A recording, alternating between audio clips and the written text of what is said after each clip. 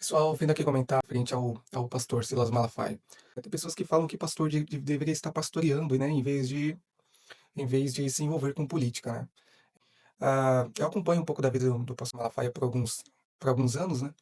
E eu posso dizer que o que ele está fazendo é exatamente o que a Bíblia diz, né? Você sabia que Daniel, ele foi um político?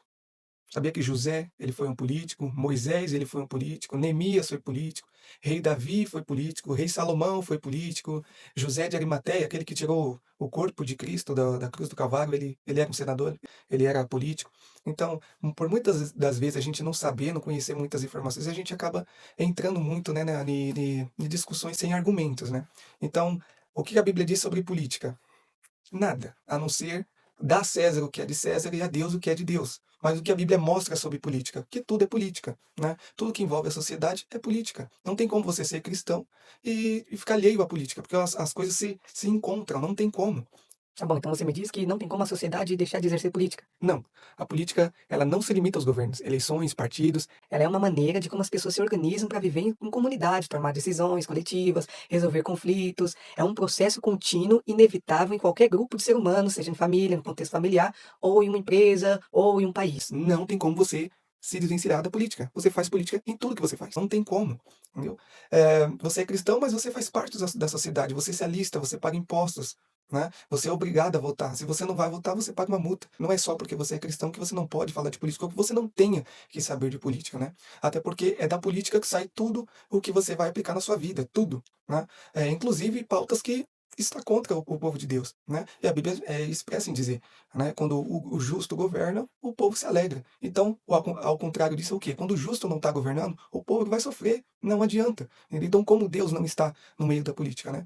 Se Deus estivesse totalmente alheio à política, as coisas de Deus, a palavra de Deus estivesse alheia à política, ele não usava o político para salvar o povo dele. E todas as vezes que Deus precisa salvar o povo dele, ele usa a política, porque ele não vai descer do céu para fazer nada, ele vai usar um político. Ele só consegue usar o político quando você sabe votar no político e coloca um político no poder.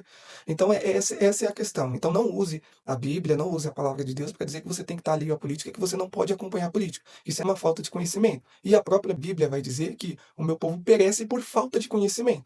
Então, se você está vivendo sem esgoto, se você está vivendo, né, sem os direitos humanos mínimos, podemos assim dizer, é por falta de sabedoria nossa mesma, é por falta de sabedoria do povo, que escolhe sempre o errado para estar governando.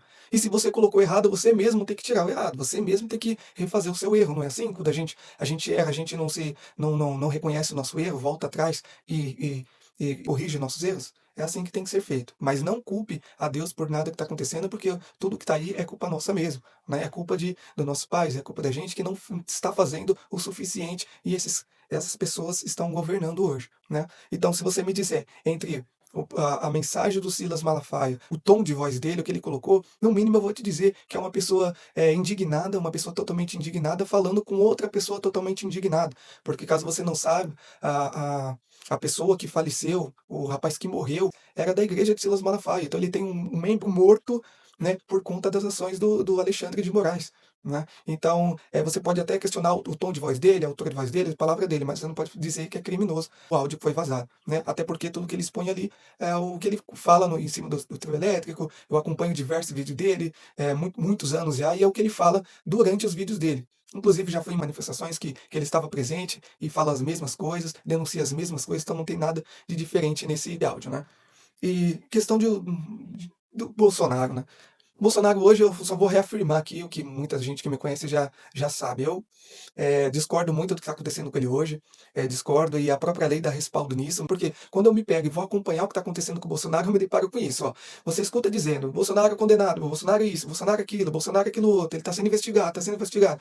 Nada mais é do que eles tentar colocar na sua cabeça que o cara é o pior ser humano do mundo. Mas eles não dizem isso para você, eles não falam isso para você depois, que ele foi absolvido ou arquivado o inquérito contra ele. No caso de abuso de poder político, quando ele fazia as lives, no caso da baleia, no caso da rachadinha, na suposta fraude do cartão de vacinação, na CPI da Covid, de danos morais contra a Maria do Rosário, omissão na compra das vacinas, interferência da Polícia Federal. Não fala que foi arquivado ou ele foi absolvido de tudo isso, entendeu? Então o que se fala muito, o que se faz muito hoje na mídia, né, e com conluio, né, com parceria, né, podemos dizer assim, do Lula com a mídia e com o STF é exatamente cortina de fumaça. Então, por exemplo, enquanto eles soltarem esse vídeo agora, o que acontece é a CPMI. Então, a CPMI foi aprovada, essa CPMI ela vai pesquisar exatamente quem e como que foi feito os trâmites e o assalto, né, aos coitados, né, que pegam as suas pensões no INSS, enfim. O que está acontecendo é exatamente isso. Enquanto sai, a direita tem uma vitória para conseguir investigar, e nós sabemos que a CPMI ela tem altíssimo poder de polícia, de investigação, né, de averiguações. Então, a esquerda e o STF eles estão com medo dessa investigação, e todas as vezes que acontece um ganho, surge essas coisas aí para tentar ludibriar os brasileiros. Mas o que acontece é que as pessoas tá dormindo, sabe? Ah, um pastor não devia estar falando isso, mas olha, o seu filho, a sua filha, ela passa muito mais tempo fora da igreja do que dentro da igreja. E quem molda o seu filho e a sua filha é o que sai de lá de dentro do Palácio do Planalto, é o que sai de dentro da Câmara dos Deputados, né? Então, se o pastor ele não se posiciona para cuidar do seu rebanho, para ensinar, para mostrar a verdadeira face do governo e dos integrantes do governo, entendeu? Que tipo de pastor é? No mínimo, um pastor omisso, entendeu? Que não protege os membros. E a pior coisa que tem é a omissão, né? Nós chegamos nessa posição, o Brasil chegou nessa posição exatamente porque as pessoas ficaram alheias à política, a conversar sobre isso, a cobrar quem tem que cobrar, e nós chegamos nessa posição, ao qual está difícil para as pessoas conseguir dar cabo da corrupção, conseguir dar cabo de tudo, de tudo que está acontecendo, né?